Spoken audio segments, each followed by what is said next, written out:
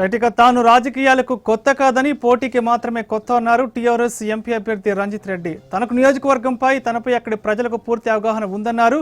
TRS sitting స్థానమైన చేవెళ్లను గెలుచుకొని KCR కు బహుమతి ఇస్తానంటున్న TRS MP అభ్యర్థి రంజిత్ రెడ్డితో మా ప్రతినిధి Brahmaji face to face.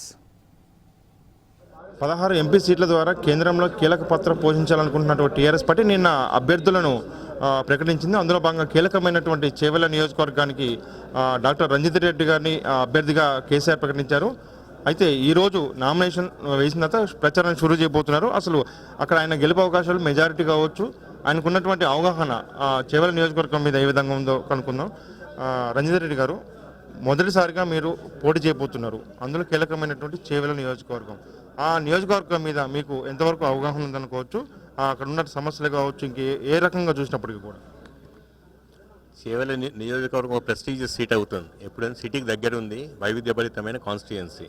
So మొన్న కేటీ రామారావు గారు ఎవరైనా పాలసీ మ్యాటర్లు ఏంటంటే అది ఎట్లయితే వేయాలని చెప్పి డిస్కస్ చేస్తున్నారు. నా ప్రపోజల్ ఏంటంటే కొత్తగా ఈ బరిలో దిగినా కాబట్టి ప్రతి ఒక్కరు చెప్తున్నారు, వెళ్ళిపోతున్నారు, గ్రామస్తులు అనొచ్చు. నేనేమంటున్నా, సపోజ్ అది ఎత్తి వేయడం డిలే అయిపోయింది అనుకోండి, కొంచెం ఫండ్స్ కేటాయించి ఆ విలేజ్ని ఎట్లా అభివృద్ధి చేయాలి, వాళ్ళ రిక్వైర్మెంట్స్ ఎట్లా మీట్ కావాలనేది డెఫినెట్గా నేను ప్లాన్ చేస్తున్నాను. అంటే చేవెళ్ల అనేది సిట్టింగ్ టీఆర్ఎస్ స్థానం అని చెప్పి మనం తెలుసుకోవచ్చు ఉంది. అయితే అక్కడ ఉన్నటువంటి గత ఎంపీగా ఉన్నటువంటి కొండా విశ్వేశ్వరరెడ్డి కాంగ్రెస్ పార్టీలోకి వెళ్ళారు. ఆయన కూడా ఆర్థికంగా కానీ మిగతా రకంగా వచ్చేస్తే కొంత బలమైన వ్యక్తి కింద ప్రచారం ఉంది. ఇప్పుడు ఆయన మీరు ఏ విధంగా ఢీ కొట్టబోతున్నారు? ఆయన ఆర్థికంగా చాలా బలవంతుడు, వాళ్ళ ఇంటి పేరే కొండ.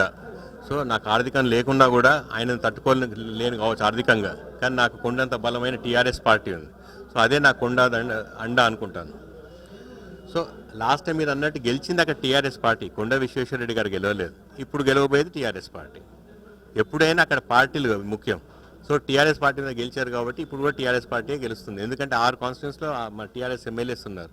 ఇంకేం ప్రాబ్లం ఉంటుంది. మీతో పాటు అసలు టీఆర్ఎస్ నుంచి తరపున పోటీ చేసేందుకు సత్యేంద్ర రెడ్డి కుమారుడు కార్తిక్ రెడ్డి కూడా ట్రై చేశారు. ఆయన టికెట్ రాలేదు. అయినప్పటికీ కూడా మీకు ఆయనతో వాళ్ళ ఫ్యామిలీ నుంచి ఏ విధంగా సహకారం ఉండబోతుంది?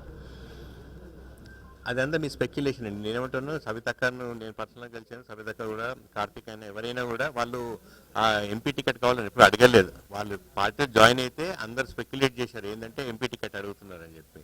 వాళ్ళు ఎంపీ టికెట్ అడగలేదు. ఫస్ట్ నుండి కూడా రంజిత్కే సపోర్ట్ చేస్తామని చెప్పారు. సార్ సీఎం గారు చెప్పారు రంజిత్ సపోర్ట్ చేయాలి, రంజిత్ కాంటెస్ట్ చేస్తారంటే మాకు అది సరే అని అన్నారు. అంటే చేవెళ్ల లాంటి కీలకమైన నియోజకవర్గంలో మీ గెలుపు అనేది ఎంతవరకు సాధ్యమవుతుంది, మెజార్టీ ఎంతవరకు వస్తుంది అనుకోవచ్చు? అయితే ఏదైతే పోటీకి ఫస్ట్ టైం మీరు పోటీ చేస్తున్నారు అంటే మీ గురించి ఆ నియోజకవర్గ ప్రజలకు అవగాహన ఎంతవరకు ఉంది అనుకోవచ్చు? అంటే రంజిత్ రెడ్డి అంటే మాకు ఇట్లా అన్ని రకాలుగా ఉపయోగపడతారు అనేది వాళ్ళకి ఏ విధంగా భరోసా ఇవ్వగలరు మీరు? చేవెళ్లతో నాకు చాలా సంవత్సరాల అనుబంధం ఉంది. ఎందుకంటే నేను 82లో హైదరాబాద్కి వచ్చినప్పటి నుండి చేవెళ్ల కాన్స్టిట్యుయెన్సీలో పార్ట్గా ఉన్నాను. ఎందుకంటే 82లో వచ్చినప్పుడు రాజేంద్రనగర్ యూనివర్సిటీలో చదువుకున్నాను. 82 to 90 వరకు 8 years రాజేంద్రనగర్లో ఉన్నాను. దాని తర్వాత నా బిజినెస్, పోల్ట్రీ బిజినెస్ అంతా పరిగి చేవెళ్ల వికారాబాద్ కోళ్ళ ఫార్మ్స్ పెట్టాను. మెడికల్ కాలేజ్ పెట్టుకున్నాము. షేర్లింగంపల్లి మా ఆఫీస్ ఉంది. సో అసలు ఈ 7 కాన్స్టిట్యుయెన్సీస్లో నా యాక్టివిటీ ఎక్కడో ఉంది, ఎప్పుడో రుణపడి ఉన్నాను చేవెళ్ళకి. ఎందుకంటే నా సక్సెస్ స్టోరీలో Chevella is part of it. So నాకు అప్పుడు తెలుసు అక్కడ ఏమేమి ప్రాబ్లమ్స్ ఉన్నాయో. నేను 82లో కొత్తగా అప్పుడు హైదరాబాద్కి వచ్చినప్పుడు చూసిన ఉస్మాన్ సాగర్, హిమాయత్ సాగర్ ఈ రోజు కూడా అంతే ఉంది. ఎందుకు డెవలప్ చేయట్లేదు? పర్యాటక క్షేత్రాన్ని డెవలప్ చేయొచ్చు. రాయి వేస్తే అందినంత దూరంలో ఉంది గండిపేట.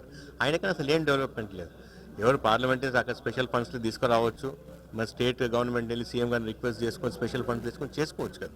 సో దాని పర్యాటక క్షేత్రం చేయాలంటే స్పెషల్ ఫండ్స్ సెంటర్ నుండి తీసుకొచ్చి డెవలప్ చేయాలని నా ఆకాంక్ష. ఏం ఇష్యూస్ ఉన్నా సాల్వ్ చేద్దాం. చివరిగా వాస్తవానికి అయితే 111 జీవో పెట్టిందే ఏదైతే అక్కడ ఉన్నటువంటి గండిపేట కావచ్చు, మిగతా జలాశయాలు హిమాయత్ సాగర్ జలాశయాలు ఉన్నాయో వాటి ఆక్రమిస్తున్నారు. ఏదైతే బఫర్ జోన్లోకి వచ్చి నిర్మాణాలు చేపడుతున్నారని దాని మీదనే పెట్టారు. ఇప్పుడు దాన్ని లిఫ్ట్ చేయడం వల్ల ఆ జలాశయాలకు వచ్చే నష్టం ఏముండదు అంటారు? మీకు తెలియాల్సిన బేసిక్ పాయింట్ అంటే, ముందు హైదరాబాద్ సిటీ ఉస్మాన్ సాగర్ ఈ వాటర్ మీద డిపెండ్ అయ్యేది డ్రింకింగ్ వాటర్ కోసం. ఇప్పుడు ఆల్మోస్ట్ 5-10% దాని మీద డిపెండ్ అవుతుంది. రాబోయే రోజు అది కూడా డిపెండ్ కాదు కాబట్టి అప్పుడు జలాశయాల ప్రాబ్లమే కాదు కదా. సో డ్రింకింగ్ వాటర్ మన సోర్స్ వేరే చేంజ్ చేసుకున్నాం కాబట్టి ఇది ఎఫెక్ట్ కాదని చెప్పి ఆ విధంగా ప్లాన్ చేస్తాను. ఫైనల్గా మీ మెజార్టీ ఎంత వస్తుంది? నేను మెజార్టీ గురించి ట్రై చేస్తలేను. మెజార్టీ అంతా మా ఎమ్మెల్యేలు, మినిస్టర్ గారు చూసుకుంటారు. నా ఫోకస్ ఇస్ ఓన్లీ ఎట్లా గెలవాలన్నది ప్లాన్ చేసుకుంటాను. మొత్తం మీద ఎక్కువ కాలం తను చేవెళ్ల నియోజకవర్గం పరిధిలో ఉన్నందున చేవెళ్ల మీద పూర్తి స్థాయి అవగాహన తనకుందని, తను కూడా ఆ నియోజకవర్గ ప్రజలకు పూర్తి స్థాయిలో తెలిసినందున ఖచ్చితంగా తన గెలుపు ఈజీ అవుతుంది.